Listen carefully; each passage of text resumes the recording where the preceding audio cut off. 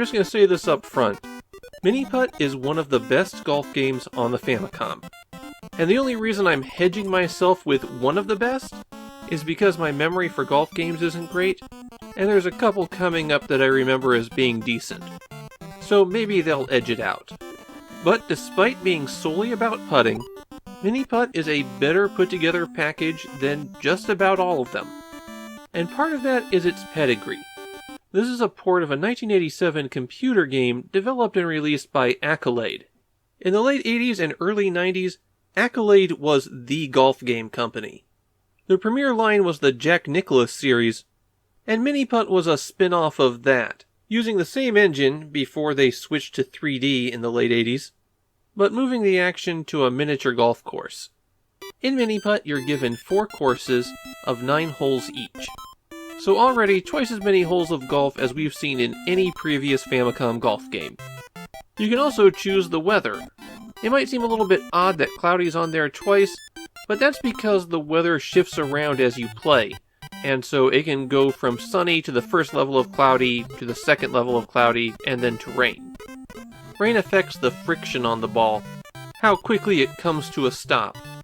You can also select if you want a male or female golfer. There's absolutely no difference between them here.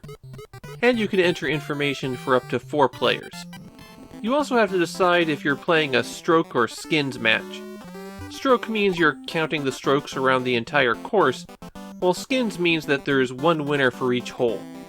Some holes can get pretty wild, and it's possible to get your ball stuck in a location where you're going to waste a bunch of strokes getting it out, and for that reason I think this works better as a skins game. The way that you take a shot is first you move the cursor to where you're targeting. One nice thing about this is that it shows on your power bar exactly how hard you have to hit it so that the ball would stop there. Assuming, of course, that there's no terrain or weather that would affect it. Once you've got that, hit A, and the power bar starts bouncing up and down. It'll only go up and down 3 times before it automatically locks you in at the lowest power.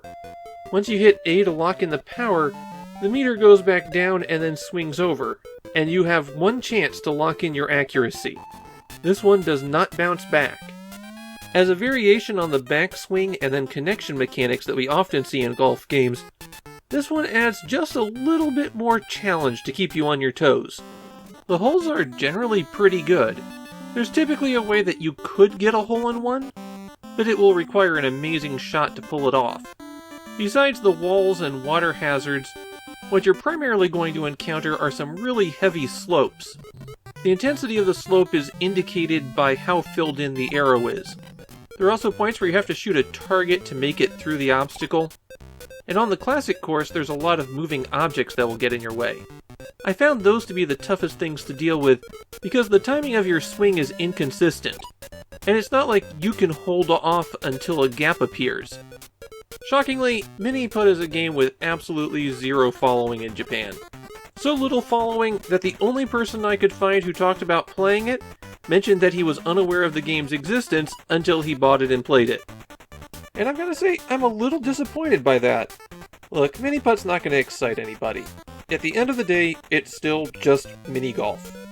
But it's a nice mini-golf game. It's a good one for a group, and it's the only game like this on the Famicom. It'll never make anybody's best of list, but Mini-Putt definitely deserves better than languishing in total obscurity.